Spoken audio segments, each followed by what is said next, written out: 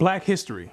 According to the public school system, Negroes were brought to America in 1619, forced to work as slaves on plantations, until one day this great white man named Abraham Lincoln came along and felt bad for the slaves and signed the Emancipation Proclamation in 1863, which freed the slaves.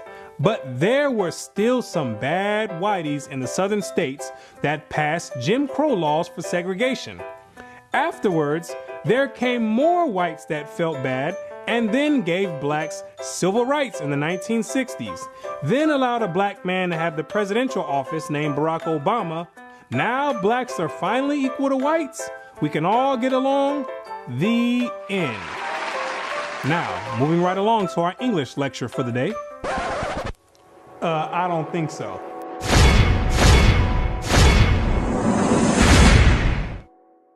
Black history. What do you know about Black history?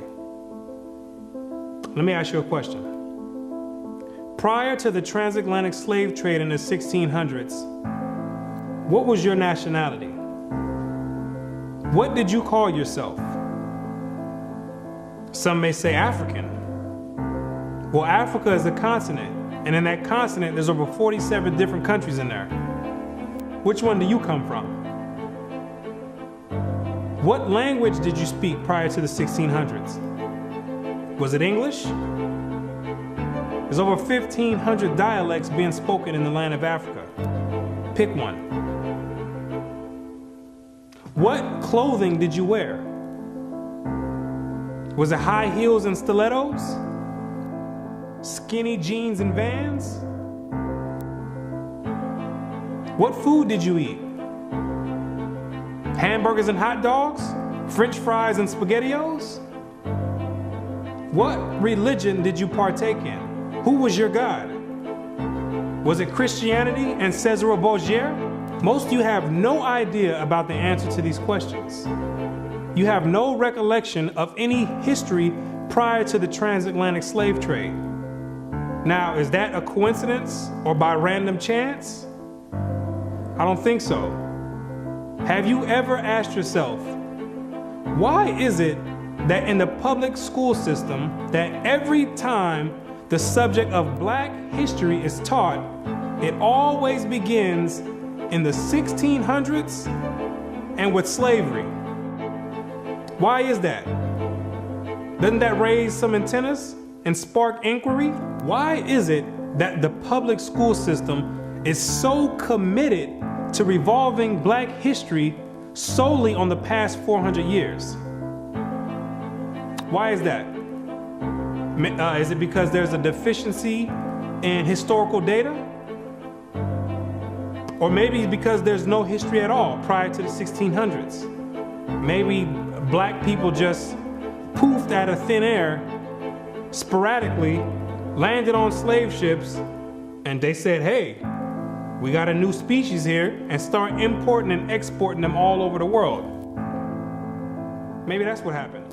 The question arises, what is the drawback on this history? Why does it keep being withheld? What's the big idea about it? Why is it being held hostage? That's the question. Why can't it be expounded on? 100 years prior to the 1600s? 300 years, 500 years, 1,000 years? Why is that information not being revealed? What's the big secret? What's the mysticism about it? What you're gonna come to realize is that your identity is the biggest kept secret on the planet Earth. Oh, you thought that NASA and the space station and the secret missions being conducted by them, oh, you thought that was the biggest kept secret on Earth. No, this is bigger than that. You thought that the government and the CIA and the FBI hiding information about UFOs and Planet X and Nubaru and aliens, you thought that was the biggest information and biggest kept secret. No, this is bigger than that. The elite Confederate has spent billions of dollars and constructed an innumerable amount of psychological stratagem to ensure that you never received and acquired this information that's about to be put out. You're about to receive pertinent information from some of the most reputable biblical scholars, historians, and archaeologists. And they all know something that you don't know. And that's your identity. Ham, the youngest son of Noah, born probably about 96 years before the flood, and one of 8 persons to live through the flood. He became the progenitor of the dark races, not the Negroes, but the Egyptians, Ethiopians, Libyans, and Canaanites. Wait, the churches and the pastors, which are set up by the government, all teach in unison a doctrine that all black people come from the seed of Ham. But once you open up scholastic sources, you'll find out that the biblical scholars say something totally different from what's taught in Orthodox Christianity. What do they mean by Ham is the father of the dark races but not the Negroes? The Negroes themselves are a dark race of people, so how can you say that Ham is the father of all these dark races and exclude the Negroes? What are the biblical scholars trying to convey? What the biblical scholars are saying is that you're not African. There's only 4 families, according to the Bible, that make up the native population of Africa, or the land of Ham. And the biblical scholars know that you don't descend from any one of those 4 families. In order to write that in a scholastic and academic book, the biblical scholars have done extensive and thorough research on both the so-called Negroes and the Africans, the native Africans. And they came to the conclusion after the extensive research that the Negroes don't have anything to do with the native Africans at all. They're 2 totally separate people. In the 1840s, Morton collaborated with George R. Gliddon, an Egyptologist, who provided him with mummy heads and information about the racial significance of Egyptian tomb inscriptions. In Crania Aegyptiaca, published in 1844, Morton pointed out that both cranial and archaeological evidence showed that the Egyptians were not Negroes. In 1840, Dr. Morton was trying to find out the racial origin of the so-called Negroes that were in America in slavery. So he got together with the Egyptologists, which supplied him with the mummy heads, and what he did was conduct an extensive research on the cranial remains of the heads in Egypt, in contrast to the cranial remains of the heads in America. And what he found out is that the Negroes that were in slavery were not Africans. He found out that the skulls were 2 totally different types of skulls. The Negro's head was longer than the Egyptian head. The physical characteristics from the outside look similar, with the thick lips and the broad nose. But once you start delving into the real characteristics, he found out that there were 2 totally different people, as abolitionists and colonizationists had maintained, and that in fact, blacks had been relegated to the same servile position in ancient Egypt as in modern America. But what Dr. Morton did discover is that the Negroes that were serving slavery in America served the same position and servitude in ancient Egypt when they matched other skulls and other cranial remains in Egypt. They said these are exact matches. So what are the scholars saying? What you're gonna find out is that they're saying that you are the biblical Israelites.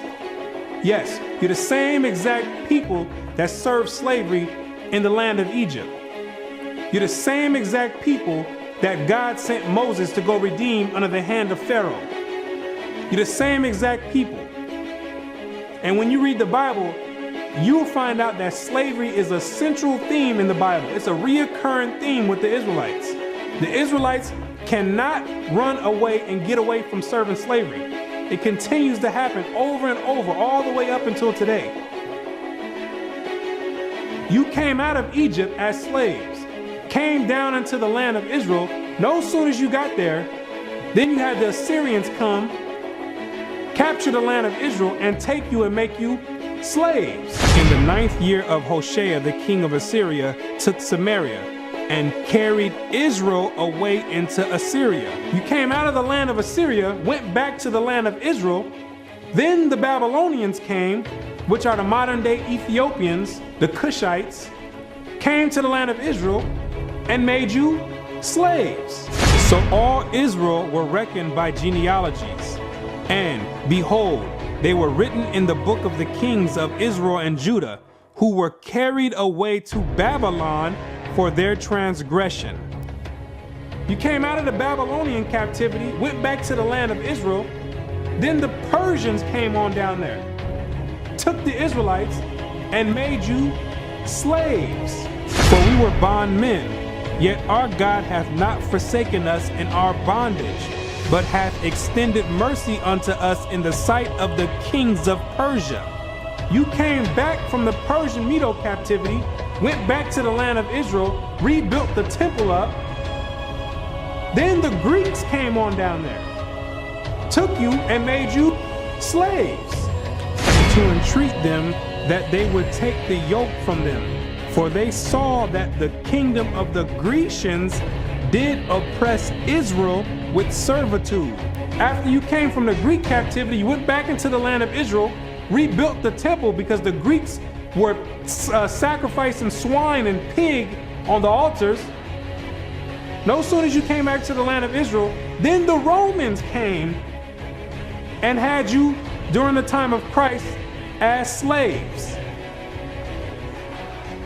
It was so much slavery going on with the Israelites that Jeremiah himself had to ask, is Israel just put on earth just to be slaves? Is that your whole purpose? Just to be servitude to other nations? Is Israel a servant? Is he a homeborn slave? Why is he spoiled?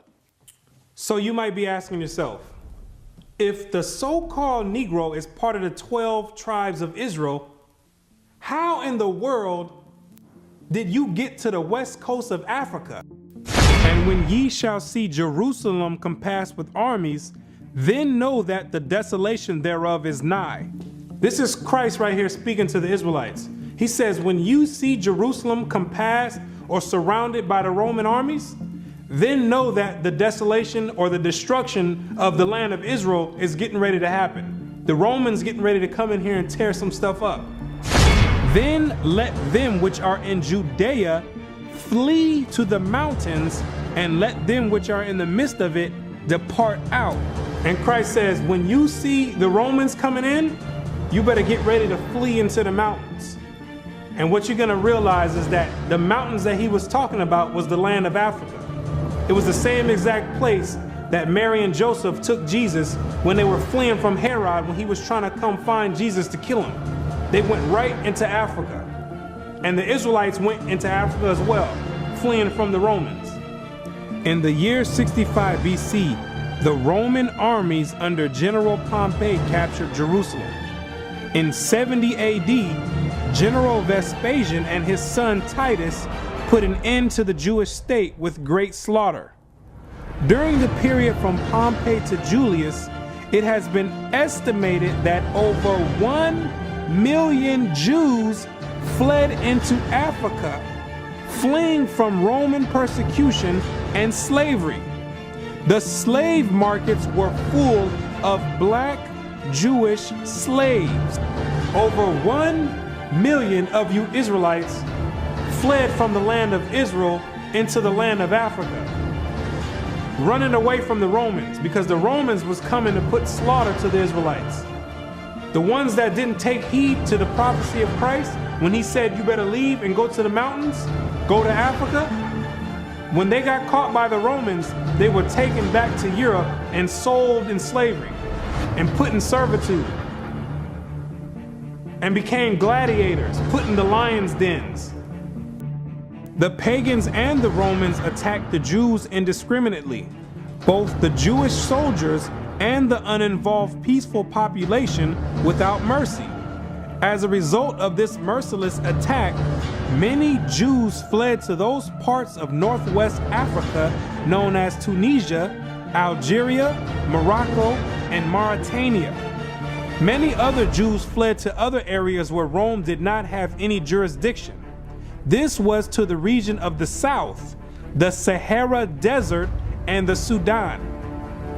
Grazel says, such is the explanation of how the Sahara Desert first acquired Jewish tribes, toughened by a fighting tradition and possessed of physical characteristics, black, which it is said still makes them approximate very closely the original Jewish population of Palestine.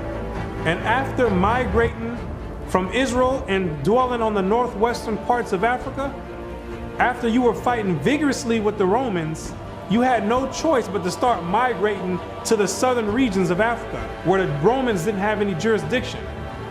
Because the Romans were relentless and they were adamant about putting all Israelites to death. So in order to get any type of peace, the Israelites had to start migrating to the sub-Sahara parts of Africa.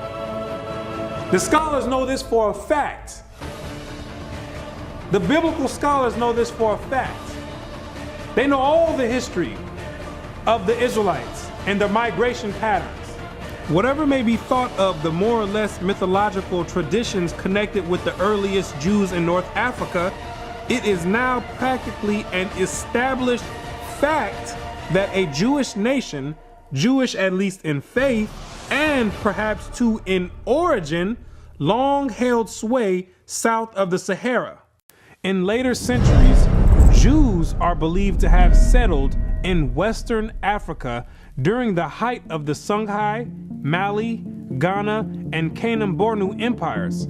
According to accounts from explorers of the region, several powerful Jewish families of the Songhai Empire were of Jewish origin. Some accounts place West African Jewish communities in the Andu Forest of Dahomey, south of Timbuktu.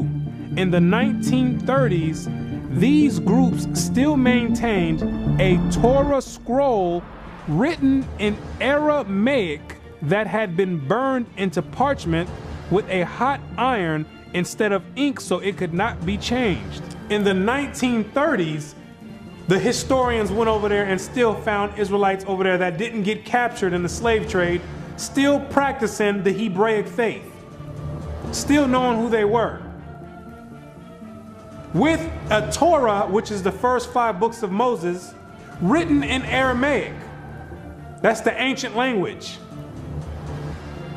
And it's a shame that they have to burn it in hot iron so the European colonialists don't come over there tampering with it and taking the evidence and trying to hide the history.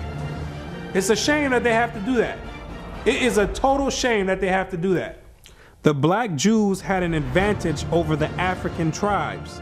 They carried their culture, history, laws, and written records with them. The Jews made use of every opportunity. They were an industrious and skillful people.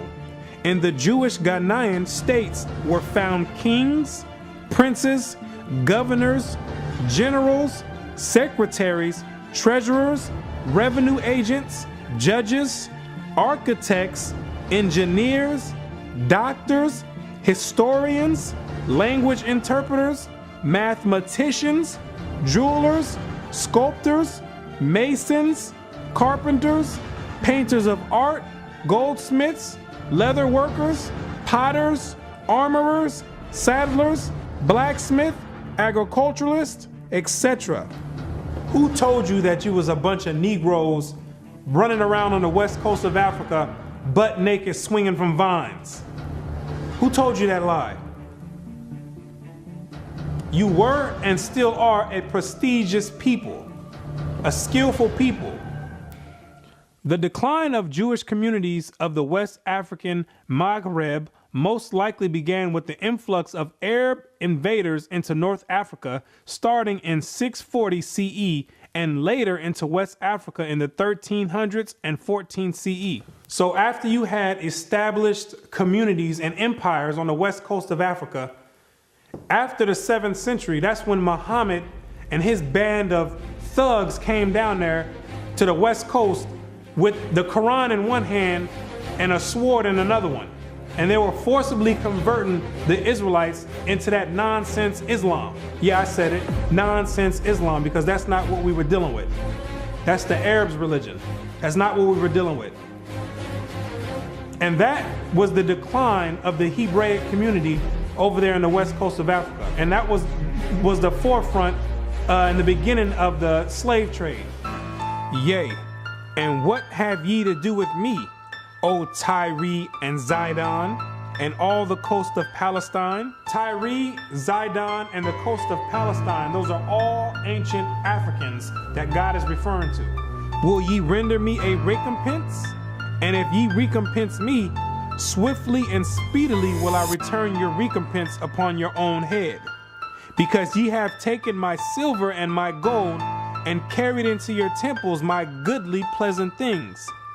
The children also of Judah and the children of Jerusalem have ye sold unto the Grecians. The Africans got together with the so-called Grecians or the Europeans, and they commenced in selling the Israelites that were dwelling on the west coast of Africa in slavery.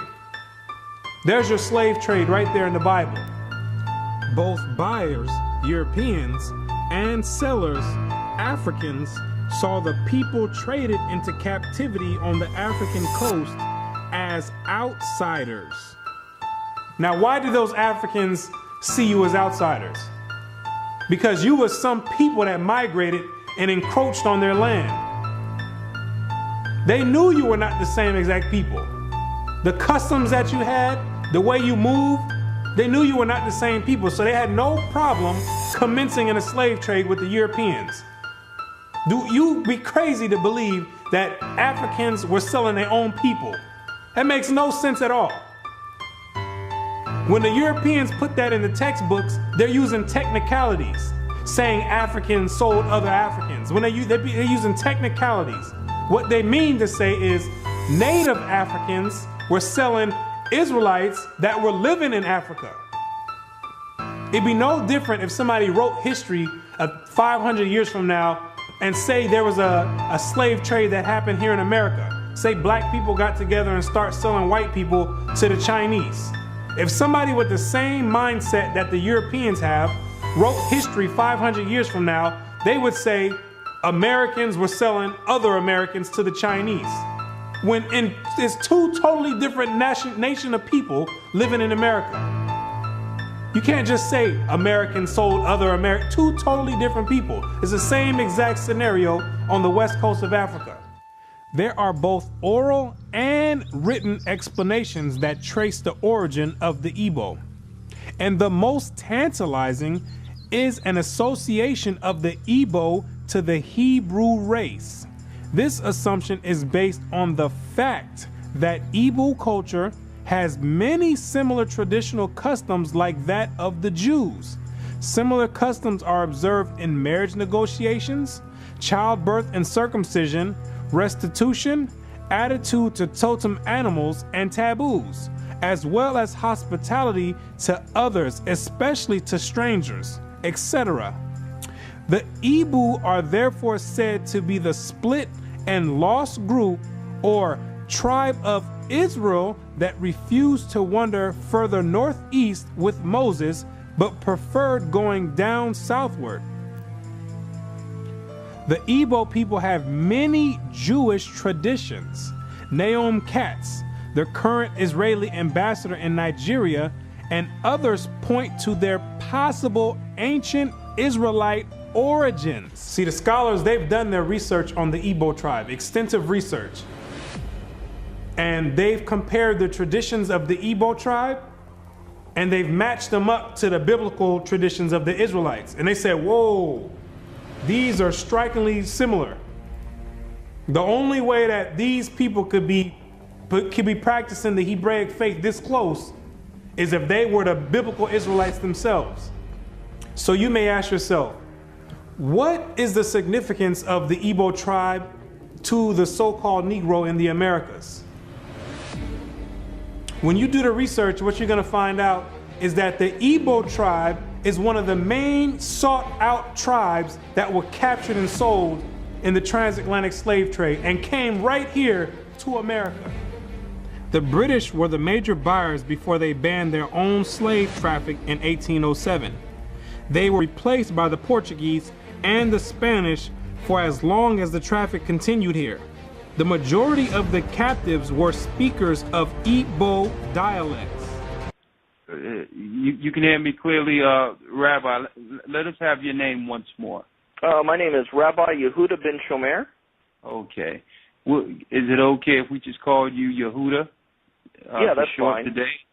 Okay, yeah, that's great. fine. No problem at all. I'll go on even further to say this, that the slave trade is actually connected to Deuteronomy 28, because the majority of the slaves that were brought to the Caribbean islands and brought to the Americas were Igbo people, were people of Hebrew and Hebraic Israelite descent, if you will.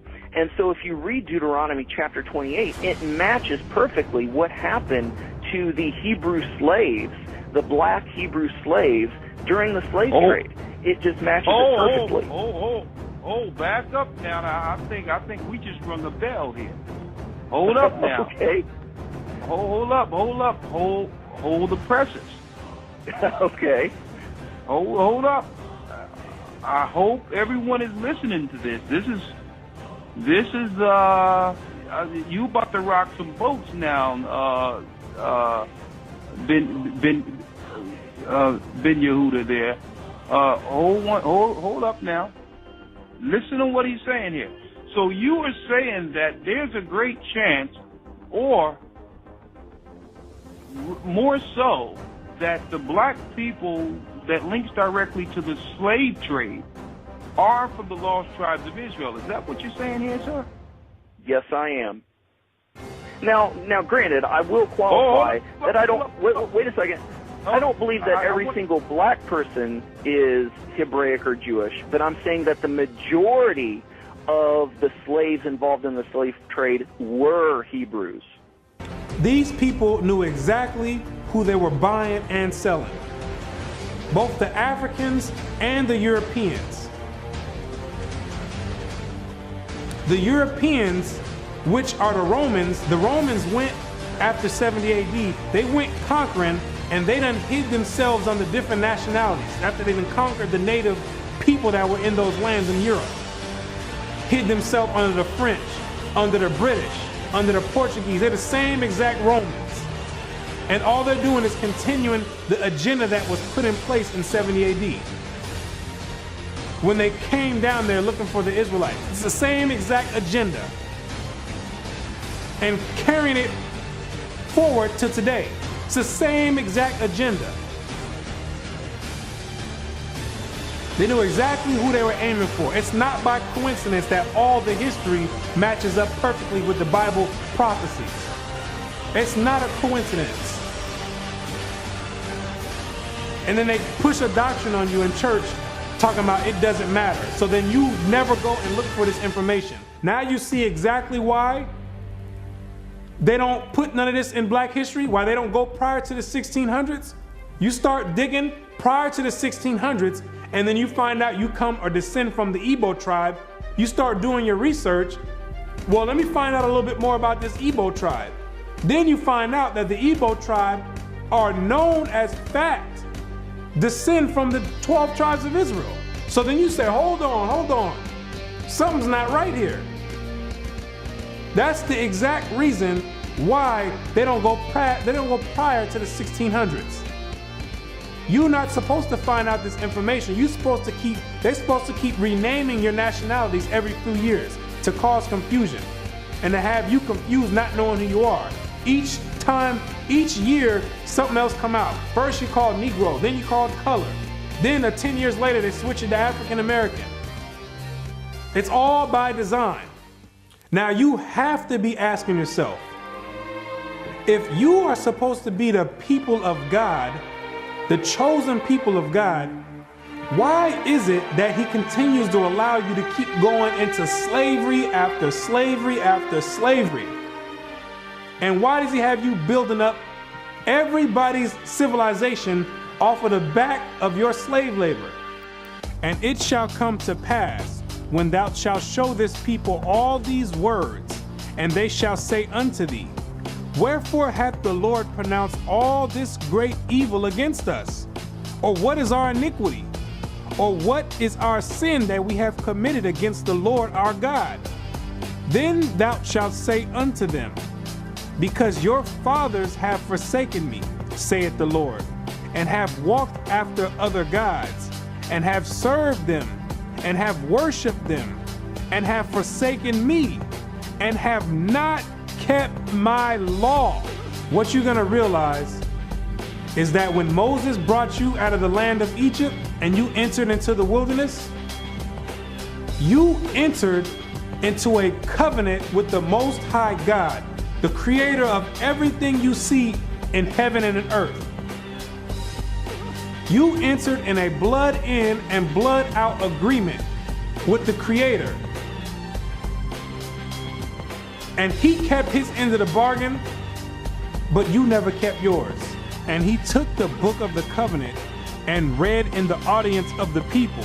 And they said, all that the Lord hath said, we will do, and be obedient. And Moses took the blood and sprinkled it on the people and said, behold, the blood of the covenant, which the Lord hath made with you concerning all these words. Once Moses sprinkled the blood on you, there was no way out of it. You entered into the covenant. And it shall come to pass, if thou shalt hearken diligently unto the voice of the Lord thy God, to observe and to do all his commandments, which I command thee this day, that the Lord thy God will set thee on high above all nations on the earth. And all these blessings shall come on thee and overtake thee, if thou shalt hearken unto the voice of the Lord thy God. You see, if you kept your end of the bargain, the deal was the Most High was going to set you above all nations on the planet Earth. You know, the same spot that the Europeans have today, that was supposed to be your spot if you kept his laws, statutes, and commandments. But, that means there's a stipulation. There's two sides of the bargain. It shall come to pass, if thou wilt not hearken unto the voice of the Lord thy God, to observe to do all his commandments and his statutes which I command thee this day, that all these curses shall come upon thee and overtake thee. Thy sons and thy daughters shall be given unto another people, and thine eyes shall look and fail with longing for them all the day long, and there shall be no might in thine hand. Thou shalt beget sons and daughters, but thou shalt not enjoy them, for they shall go into captivity. The stranger that is within thee shall get up above thee very high, and thou shalt come down very low. Moreover, all these curses shall come upon thee, and shall pursue thee, and overtake thee, till thou be destroyed, because thou hearkenest not unto the voice of the Lord thy God, to keep his commandments and his statutes which he commanded thee. And they shall be upon thee for a sign and for a wonder, and upon thy seed forever, because thou servest not the Lord thy God with joyfulness and with gladness of heart, for the abundance of all things. Therefore shalt thou serve thine enemies, which the Lord shall send against thee, in hunger and in thirst and in nakedness and in want of all things. And he shall put a yoke of iron upon thy neck until he have destroyed thee. God says you'd have the yokes of iron on your neck until he has destroyed you. So that means when he take the yokes of iron off, you were destroyed. When did that happen? in 1863 when Abraham Lincoln signed the Emancipation Proclamation. The yokes of iron came off, but at that time, your whole history had been whipped out of you. When the master gives you something, you take it. He gave it a name. It's a nice name. It's Toby. And it's going to be yours till the day you die. Now, I know you understand me, and I want to hear it. Again!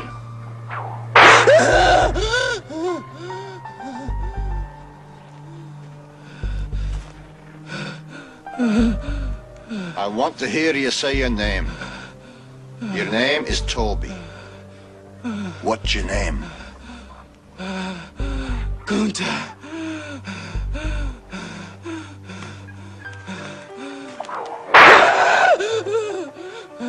Lord God, help that boy.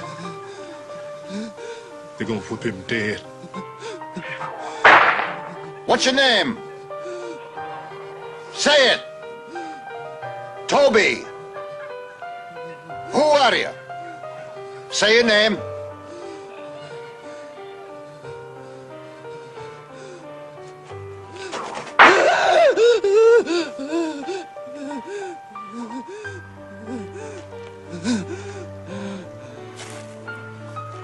What's your name?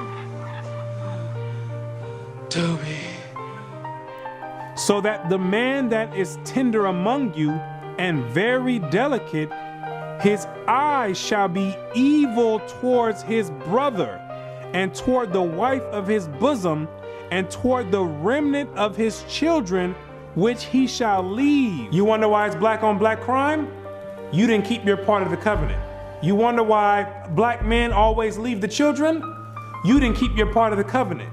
Also, every sickness and every plague which is not written in the book of this law, them will the Lord bring upon thee until thou be destroyed.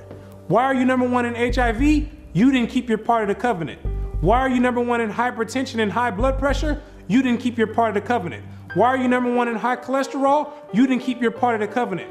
Why are you number one in diabetes? You didn't keep your part of the covenant. Why are you number one in all negative effects across the board? You didn't keep your part of the covenant. And the Lord shall scatter thee among all people from one end of the earth even unto the other. And there thou shalt serve other gods, which neither thou nor thy fathers have known, even wood and stone. And among these nations shalt thou find no ease, neither shall the sole of thy foot have rest. But the Lord shall give thee there a trembling heart, and failing of eyes, and sorrow of mind. And thy life shall hang in doubt before thee, and thou shalt fear day and night, and have no assurance of thy life. In the morning thou shalt say, would God it were even? And in the evening thou shalt say, would God it were morning? For the fear of thine heart wherewith thou shalt fear, and for the sight of thine eyes which thou shalt see. And the Lord shall bring thee into Egypt again. The word Egypt in the Bible means bondage or slavery. I am the Lord thy God, which have brought thee out of the land of Egypt, out of the house of bondage. So when God says he's gonna bring you into Egypt again, he's saying, I'm gonna bring you into slavery again with ships. But this time you're going with ships, packed up like sardines in a can. By the way whereof I spake unto thee, thou shalt see it no more again. And there ye shall be sold unto your enemies for bondmen and bondwomen, and no man shall buy you. And God says no man shall buy you. Back in the biblical days, you would be able to buy or redeem a slave by payment. But God says no man is going to be able to redeem you out of this slavery. This last one I bring you to, this last Egypt, nobody's going to get you out of it. Marcus Garvey tried to get you out of it, didn't work. Martin Luther King tried to get you out of it, didn't work. Malcolm X tried to get you out of it, didn't work. Louis Farrakhan tried to get you out of it, didn't work. Al Sharpton tried to get you out of it, didn't work. Why? Because you are still breaking the covenant.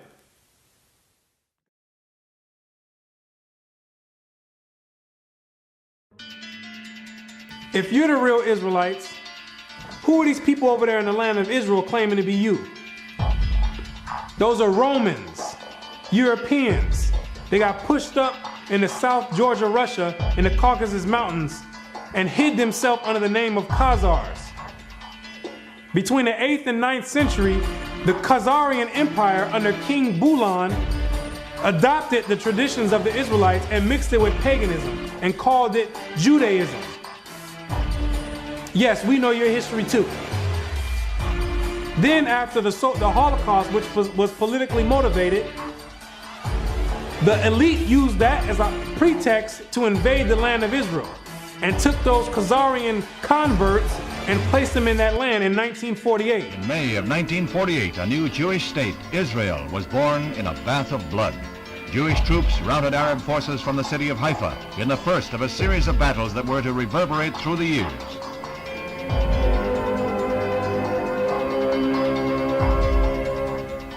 In the year of independence, fighting was fierce in the Negev desert area. Here, Israeli troops routed the Arabs and took hundreds of prisoners. Meanwhile, on May 14, 1948, the new government headed by David Ben-Gurion is installed in Tel Aviv. Thus, for the first time since the Roman legion destroyed Jerusalem in the year 70 AD, the Jewish people have a nation of their own. United Nations teams accompany Israeli soldiers under the white flag to retrieve the bodies of soldiers killed in the continuing strife with Arab troops.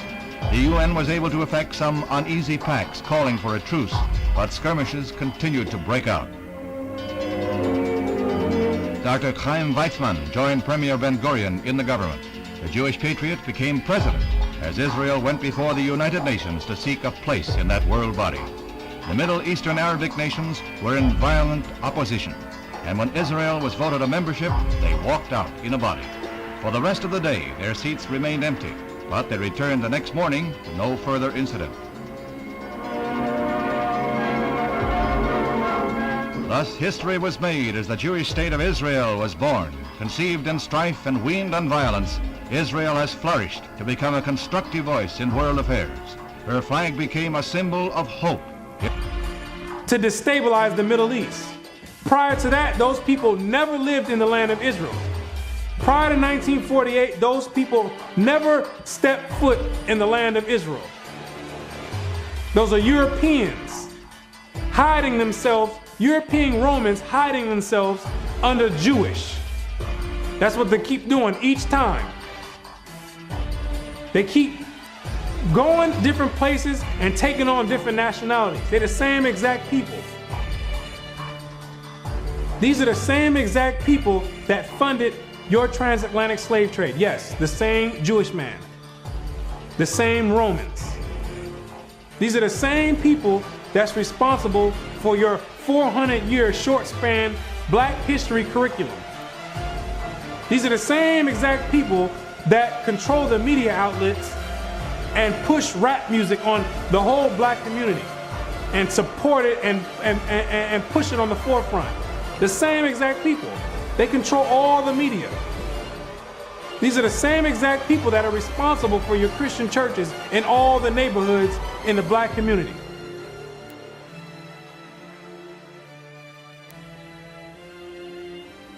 The Bible says when the real Jews get in the land of Israel, there will be no more war. Since those converts, Khazarian converts, went into the land, it's only been war. They don't fit the prophecies. They over there dealing with Satan. I know thy works and tribulation and poverty, but thou art rich. And I know the blasphemy of them which say they are Jews and are not, but are the synagogue of Satan, using the Babylonian Talmud as their authoritative source.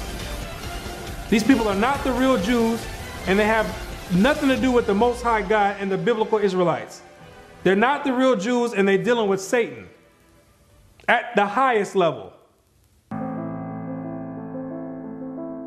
What are these nations trying to accomplish by suppressing all this information? What you're going to realize is that there's a group of nations that are confederate together that have been trying to get rid of the Israelites from way back when so they can offset the Bible prophecies. Keep not thou silence, O God. Hold not thy peace, and be not still, O God. For lo, thine enemies make a tumult, and they that hate thee have lifted up the head. They have taken crafty counsel against thy people, and consulted against thy hidden ones.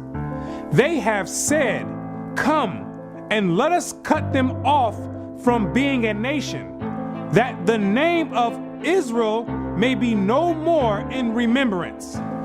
The elite know that America, according to the Bible, is the last kingdom before the return of the Messiah. It's the last reigning kingdom, called Babylon the Great, or the Little Horn. And they're trying to offset prophecy and prolong their rulership, because they know that when Christ returns, he and the 144,000 are going to be the next ruling government on the planet Earth. And he that overcometh and keepeth my works unto the end, to him will I give power over the nations, and he shall rule them with a rod of iron. As the vessels of a potter shall they be broken to shivers, even as I received of my Father. And I heard the number of them which were sealed, and there were sealed 144,000 of all the tribes of the children of Israel. The elite don't want this prophecy to go forth. They're going to do anything in their power to offset the prophecies and prolong their rulership, because they know that once the Israelites are in rulership or in authority, that all these nations that had a hand in enslaving the Israelites, they're all going in captivity. It's going to be their turn for servitude. For the Lord will have mercy on Jacob, and will yet choose Israel, and set them in their own land. And the strangers shall be joined with them, and they shall cleave to the house of Jacob. And the people shall take them and bring them to their place. And the house of Israel shall possess them in the land of the Lord for servants and handmaids. And they shall take them captives, whose captives they were, and they shall rule over their oppressors. Therefore, all they that devour thee shall be devoured, and all thine adversaries, every one of them, shall go into captivity. And they that spoil thee shall be a spoil, and all that prey upon thee will I give for a prey. He that leadeth into captivity shall go into captivity. He that killeth with the sword must be killed with the sword. Here is the patience and the faith of the saints. The elite have got together with their top scholars in their think tanks, and they know these prophecies to a T. They didn't study this book back and forth. They understand all the breakdowns and prophecies. So in order to prevent these things, they have to suppress history and rewrite history and flood the media outlets with all types of futile material like rap music, Atlanta Housewives, and other reality TV nonsense to keep your mind occupied on entertainment and diverted from anything with any significance. And the success rate of that to black people is extremely high. The black man won't pick up a book if his life depended on it. A book is kryptonite to the black man. It's like spraying Raid on a roach. They say if you want to hide anything from a black man, you put it in a book. But despite these efforts of trying to offset prophecy, there's Israelites waking up all over the world by the thousands, coming up out of sleep and getting rid of these Gentile gods and coming back to the Most High God, the creator of heaven and earth, and keeping their end of the bargain. For the children of Israel shall abide many days without a king, and without a prince, and without a sacrifice, and without an image, and without an ephod, and without a teraphim. Afterward shall the children of Israel return and seek the Lord their God and David their king, and shall fear the Lord and his goodness in the latter days. The kingdom of heaven rulership, the governing body, is being set up right now in the midst of everyone, and nobody even knows it. While America is on an economic decline, God is raising up the ruling government of the kingdom of heaven. He says, even though the children of Israel are as the sand of the sea, only a small remnant are going to be saved from his wrath. Isaiah also crieth concerning Israel, though the number of the children of Israel be as the sand of the sea, a remnant shall be saved. Because the majority of you Israelites are going to be too caught up and bugged out of your mind and caught up in the world and caught up in Christianity to even give the Creator a thought and even to consider to go back and keep your part of the covenant. But God says He's not sending you in slavery no more. He says if you didn't learn this time from all the captivities you've been under, if you didn't learn from getting your backs whipped, if you didn't learn from being hanged, if you didn't learn from having your sons and daughters sold, He says, I'm not bringing you into captivity no more after America. This is the last captivity. He has another plan for you. You got another punishment coming. It's called the lake of fire. But the fearful and unbelieving and the abominable and murderers and whoremongers and sorcerers and idolaters and all liars shall have their part in the lake which burneth with fire and brimstone, which is the second death. And you're going to be there for a very long time. But to those that have an ear and come back and return to the Heavenly Father, He's going to make a new covenant with you. For finding fault with them, He saith, Behold, the days come, saith the Lord, when I will make a new covenant with the house of Israel and with the house of Judah. The Bible says that the new covenant is with the Israelites, not all nations. He made the first covenant with you, and He's making the next covenant with you as well. Not according to the covenant that I made with their fathers in the day when I took them by the hand to lead them out of the land of Egypt, because they continued not in my covenant, and I regarded them not, saith the Lord. For this is the covenant that I will make with the house of Israel after those days. What does it mean after those days? It's talking about when you get into the wilderness. Yes, you have to go to the wilderness again. The same way when you came out of Egypt and you went into the wilderness and made the first covenant is the same exact way when you come out of America, which is the modern Egypt, you're going to have to go into the wilderness again. And I will bring you out from the people and will gather you out of the countries wherein you are scattered, with a mighty hand and with a stretched out arm and with fury poured out. And I will bring you into the wilderness of the people, and there will I plead with you face to face, like as I pleaded with your fathers in the wilderness of the land of Egypt. So will I plead with you, saith the Lord God. And I will cause you to pass under the rod, and I will bring you into the bond of the covenant. The covenant is going to be made after Christ returns. That's the new covenant. There's no new covenant now. You're still under the same exact covenant you made when you came out of Egypt. That's a binding covenant right now. I will put my laws in their mind and write them in their hearts. And I will be to them a God, and they shall be to me a people. And God says he's going to put his laws in your mind. Yes, those same laws that your Christian church teaches are done away with. Those are the laws that are going to govern the kingdom of heaven. The same way America has their laws that govern America. The laws written in the Bible in the first 5 books of Moses, those are the laws that's going to govern the kingdom of heaven. Those are the same exact laws that you promised and made a pact with the Most High saying that you would keep, and you refuse to keep to this day.